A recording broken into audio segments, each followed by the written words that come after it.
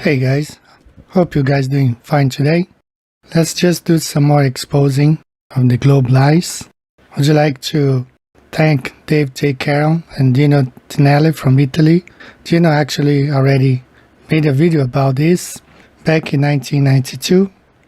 It was called Pole to Pole by this guy here, Michael Palin. He supposedly traveled from pole to pole. We're going to take a look at the route.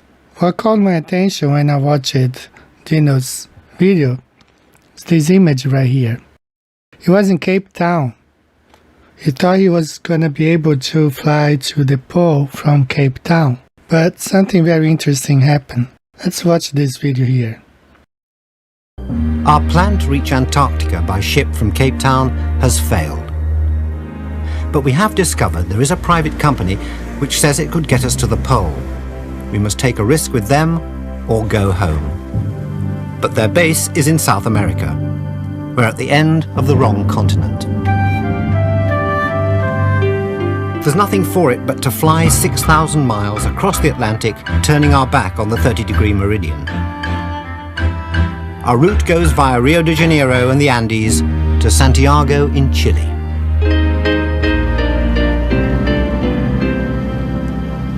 But there is a problem there. There are no flight routes from Cape Town to São Paulo, Rio. It takes at least 22 hours flying from South Africa to Brazil. And a quick search, you have Cape Town to Rio, takes about 30 hours with one stop in Londres. Yes, London. So they had to go all the way up and then back down to Rio on the globe model. If you explore this, it gets even more bizarre with flights like going to Ethiopia and then to Brazil. It's no less than 2 stops from going from South Africa to Brazil. Now we look here on the globe. This is the bottom of the globe. He went all the way from London to South Africa, thinking he could just go to the South Pole right here. But he found out he couldn't. So on the video, he says he went to Brazil and Santiago, but there are no flights from South Africa to Brazil, direct flights. So he had to go to London. And if we look here, so when we look here, he went first from London to Cape Town. When he got to Cape Town, he found out he wasn't going to be able to go to the South Pole by boat or flying. Either way, he had to go from Cape Town to Rio. So how did he do it? He had to go back to London and fly to Rio, because this flight here does not exist. It takes at least 22 hours. Of course, when we look at the flat earth map, you will understand. But this is what he had to do. He went back to London, flew to Rio, from Rio to Santiago, from Santiago, and there is an airport here, but he said he flew directly to the so-called South Pole. When looking here, we can see that there is no way anyone, if you are in South Africa, you cannot go to the South Pole. If you are in Australia, you cannot go to the South Pole. On both continents, you have to go to South America to then go to what they call to the ceremonial South Pole, because no one can get to the South Pole. There is no South Pole. This is how this would look on the Mercator projection, which makes absolutely no sense whatsoever. So here we can understand better what happened when we look at the flat earth map.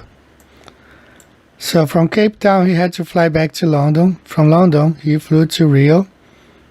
From Rio, he flew to Santiago.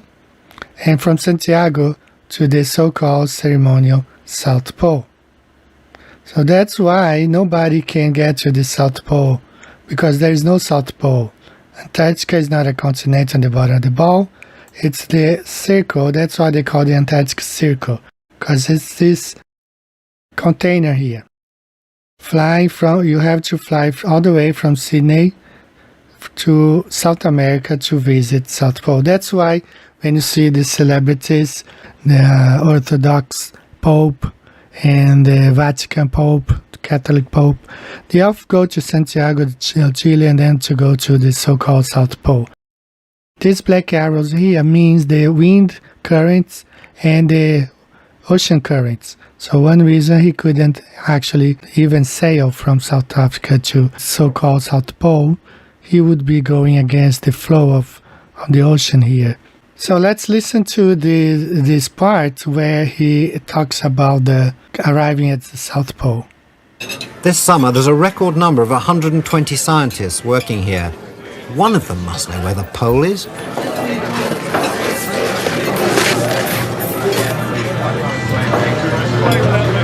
Keep going.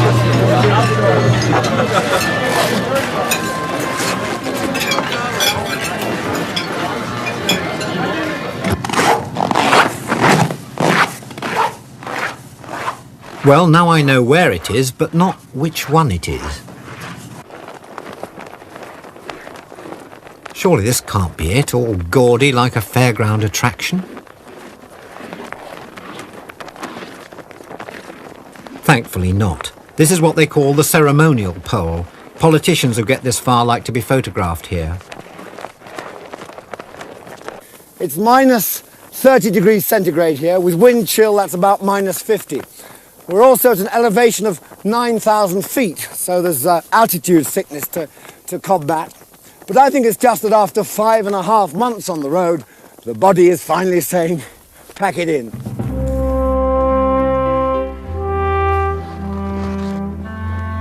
When I was a boy in Sheffield, I dreamed of coming here, like my heroes Scott and Amundsen. Now I am here, I want to celebrate. But it's not that easy. The US government doesn't encourage hospitality.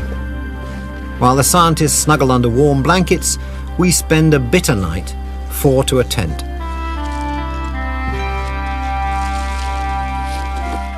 This thing only makes sense when we look at the flat Earth map.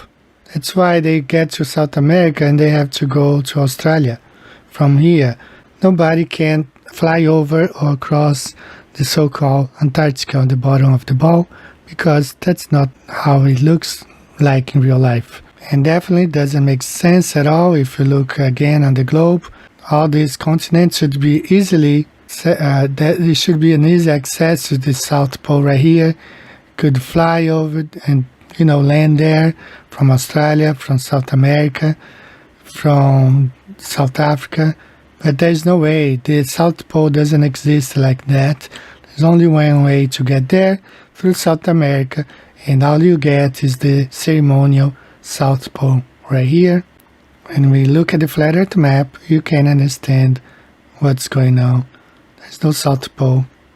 All they have is the ceremonial South Pole, and this flight route explains better on the flat Earth map. It makes no sense whatsoever on the spinning ball Earth.